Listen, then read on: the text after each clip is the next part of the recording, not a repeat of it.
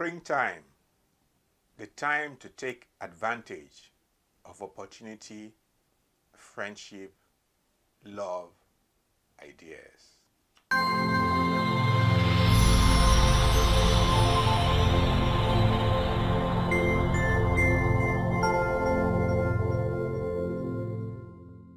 Hi, welcome to Stir Up Your Purpose channel. I believe your day is going great. Today is the first day of spring. In 2022, the March equinox happens on Sunday, March 20 at 11:33 a.m. Eastern Time. This marks the return of spring to the northern hemisphere. In the southern hemisphere, the March equinox marks the start of autumn, while the September equinox marks the start of spring. I find this quite interesting. Anyway, I was hoping to get out and take some photos today, but it's been raining all day. Though can't really complain. It is the rain that makes British Columbia the most beautiful province in Canada. And that is why it is referred to as supernatural British Columbia. Let me share with you a little bit about this beautiful province I now call my home.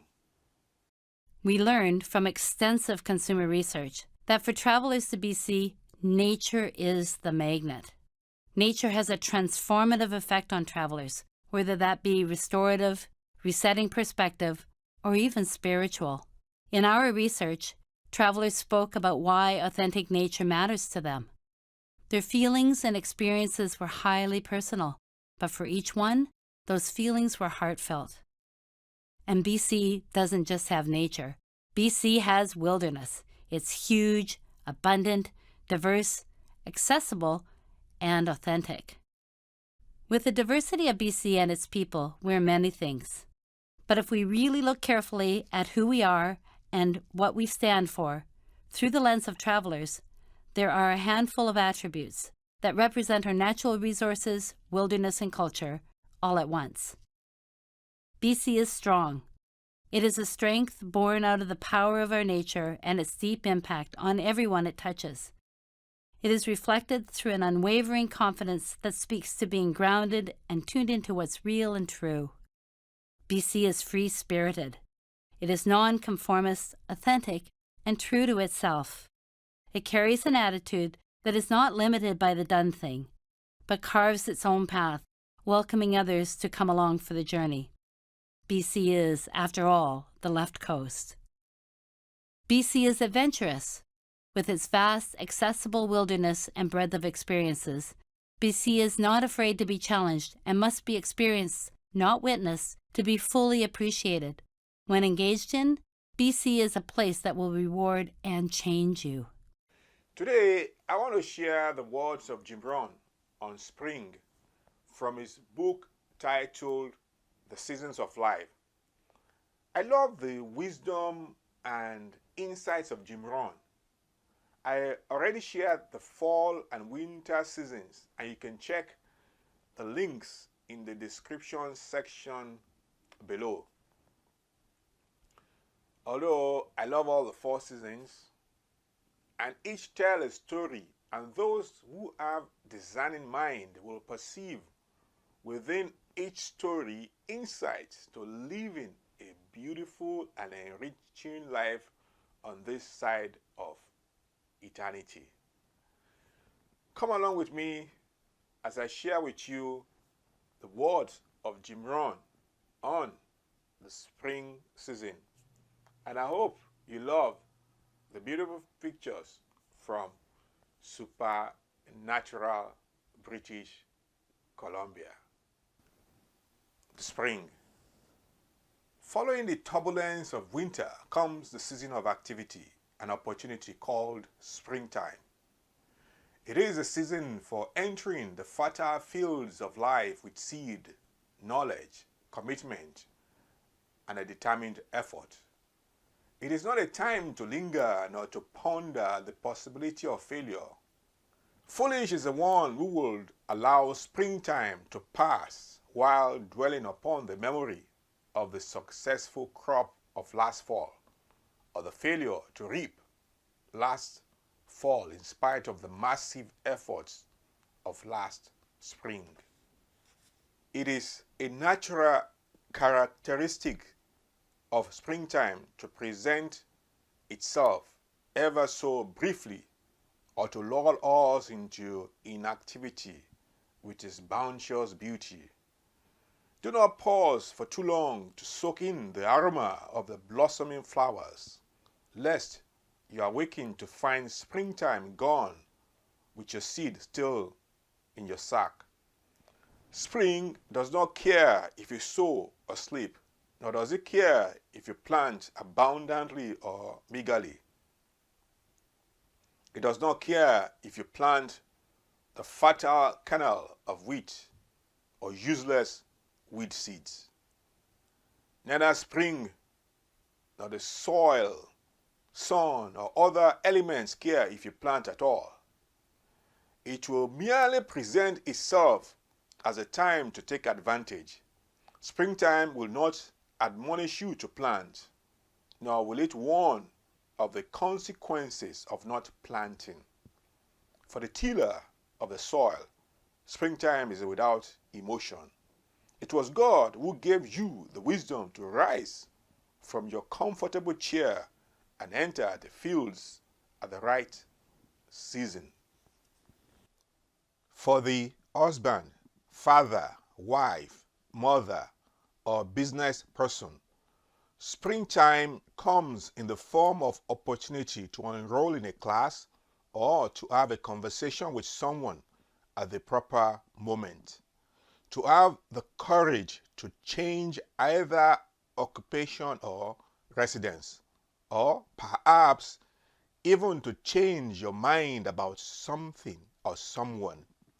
The springtime of life manifests itself infrequently. Do not allow springtime to pass while you sit idly contemplating the severity of the past winter of life. With the intelligence, wisdom, and freedom of choice given to us as humans, exercise the discipline to plant in spite of the rocks, weeds, or other obstacles before us. The rocks, weeds, and thorns of the world cannot destroy all your seeds if you plant massively enough and intelligently enough. To take full advantage of the spring, rid your soil of the weeds and rocks disguised as the opinions of those around you in the form of worry, doubt, or pessimism. It is the fertilizer of faith and enthusiasm that will overcome the worst forms of bugs and weeds. Listen not to the bearers of discouraging words, those who would have you rest with them during the work season of spring. They will find themselves starving come the fall and winter, or begging from those who recognize spring as a brief opportunity to walk and to leave play for another season. The essence of springtime is faith woven among the threads of massive human effort. Springtime is a fresh air of new opportunity amid the dissipating clouds of winter. Spring is a time for entering the bleak, empty fields given to us as a new chance. When we enter those fields, we see in the adjoining fields the blossoming of nature's flowers, the daisies, and other miracles of nature which God planted, reminding us now that nature fulfills its promises. Already, the miracle of the seasons shows itself, for the same snows that gave us cause to huddle for warmth during the winter also covered nature's crops which exists now before our eyes. Expend your effort now without complaint, without doubt, without pessimism, and without self-pity over the severity of your winter of circumstance. Did the daisies complain because of the same cold and the same winds? No, they did not. Yet they exist as either a reminder or a threat or a promise. Do the lilies hide beneath the cover of earth, fearing an unexpected return of winter? Or do they restrain themselves for fear of the coming bugs and weeds of summer? Do the daisies or the lilies of a field of nature make excuses or lie or linger? They are there because they endured circumstance and pushed aside the seasonal obstacles of rocks and hard-packed soil. And so must you, if your life is to blossom. The same God who gave life and meaning and opportunity to the crops of nature now gives to you the same blessings. Are you to say that you are less than a lily or a daisy? Do they have a brain or vision or choice? Do they converse one with another for the sharing of ideas? Springtime merely says, "Here I am." Springtime sends its life and its warmth. It sends us constant messages of its arrival, the robin, the squirrels, the return of the swallows, and the berries of the field, for those whose own storehouses are empty. Springtime gives a smile to those who respond to its arrival and a cheer to those who sit or who make only half an effort. Some will walk only a little, enough to give to themselves excuses for the meager results come the fall. Some will fish or play or sleep or lie among the wildflowers.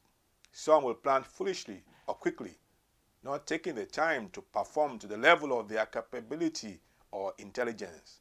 Some will trust only in God, who brought forth the wildflowers, forgetting the admonition that faith without works is dead.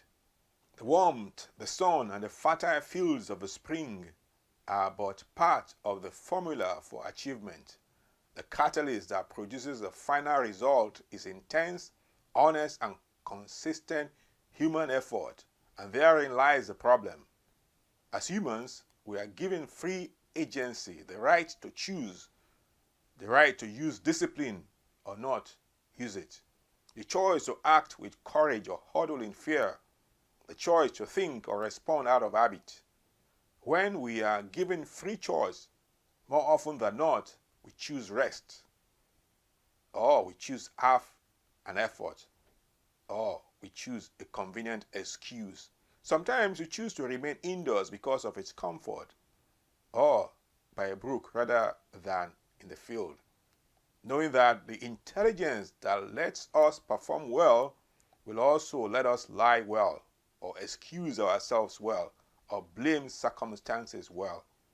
Above all, the gift of human intelligence and the freedom of choice that accompanies it is not a blessing, but a curse, for it allows us to even fool and lie to ourselves, which is the height of ignorance. Choose action, not rest. Choose trust, not fantasy. Choose a smile, not a frown. Choose love, not animosity. Choose the good in life in all things, and choose the opportunity as well as the chance to walk when springtime smiles on your life. Much of the effort and opportunity of springtime rests in the depth and degree of our faith. Life provides no assurances that the planting of seeds will provide the reaping of crops. We have only the demonstrated experiences of others to draw upon. The storms of life could cancel our efforts expended in the fields of opportunity, but to expend no effort during the spring will assure no results during the fall. Faith further provides to us an irrevocable law decreed in heaven, which assures that for every disciplined human effort, we will receive a multiple reward. For each crop planted, a bushel reaped. For every good idea given to another, many shall be given to us in return. For every demonstrated act of faith, a multiplicity of the rewards. For every act of love given, a life of love in return. For each seed of encouragement given to another, a gathering of the honest effort expended during the spring, an hour of honest rest in the fall. For each act of patience and understanding rendered to another, a return of patience from another when our own act give cause for disappointment. It is a promise of spring that as we sow, so shall we also reap. Sow lies, reap lies. Sow greed, reap poverty. Sow inactivity, reap an empty storehouse. Choose to procrastinate, and surely an infant giant will grow to become a monster, rendering your future action ineffective. The act of planting during the warm breezes of spring requires that we exert the pain of human discipline, and being unwilling to do so assures that in the coming fall, we shall surely experience the greater pain of regret. The difference is that the pain of disciplines weighs ounces, and the pain of regret weighs tons. We must either plant during the springtime of life or beg from others during the fall. A kernel of corn produces its own kind. A seed of doubt or fear or distrust placed in the mind also produces another. A kernel of corn produces its own kind. A kernel of corn produces its own kind. A seed of doubt or fear or distrust placed in the mind also produces after its own kind. As certainly as the soil gives back like unto that which we place into it, so also does the mind of man give back in human circumstance that which we place into it by our choice of human thought. The price or effort of thinking thoughts of love, prosperity, or self-confidence is no greater than the price given to thoughts of hate, poverty, or self-doubt. Only the rewards are different. Each day is given to us as a new season of spring. The thoughts, deeds, dreams, and efforts of today will provide tomorrow's harvest. To neglect the opportunity given to us this day is to delay our better future. Do not use today to mentally relive yesterday or to await the arrival of tomorrow. For tomorrow, when it arrives, will be called today. There will be no better day, no better opportunity, no better springtime, no better time to begin than the current moment. Seize the moments as you find them and mold them into your own better future. Today's procrastination will surely be tomorrow's regret. For some, the emergence of springtime is a time of great difficulty, perhaps because of our own neglect or inactivity of past seasons. We find our storehouse and our stomachs empty. Our need for food or money is not in the coming fall, but now. The voices of those we love echo their needs brought about by our lack of effort or results, and their eyes look away from us, lest we detect the shame and disappointment shown in them. Under circumstances such as these, we are often given to forget that the seasons will neither speed up nor slow down because of our needs. The springtime will only appear, but it will not wait, nor will it transform seed into harvest. As always, the seed, as well as the needs, must await the changing seasons. We cannot ask nature for an advance. Talent, need, desire, and prayer are meaningless to those suffering the painful consequences of earlier neglect. And with empty stomachs, barren storehouse, and great regret, we must enter the fields during this spring. For to neglect, once again because of our demeaning circumstances, is to assure a continuance of the current conditions. Finally, become wise enough to recognize the faint glimmerings of the spring times of life which manifest themselves each day, the opportunity to listen to the words of those wiser than ourselves, the opportunity to lift a child upon your knee, the opportunity to walk a beach with someone you love, the opportunity to absorb the value of a good book, the opportunity to speak good things of someone when habits prompts you to find fault, the opportunity to watch the hummingbirds or the flowers or the butterfly perform its strange miracle. Seize the infrequent opportunity to do nothing for a change or something for a change. Force yourself to turn off the television and embrace the opportunity for having family conversation or even silence. Opportunity surrounds us all, appearing and disappearing just as fast, leaving behind fond memories to those who responded to its appearance, or regret to those who are often too busy to bother. Life is truly a constant beginning, a constant opportunity, a constant springtime. We need only to learn to look once again at life as we did as children, letting fascination and curiosity give us welcome cause for taking a second look rather than taking for granted. Fortune, happiness, and peace of mind await those who learn to look for the miraculous hidden among the common. The unique blending of sun, soil, and seed at the springtime of seasons will provide predictable and miraculous results for those who will learn to take full and complete advantage of the spring. Thanks for listening. Bye.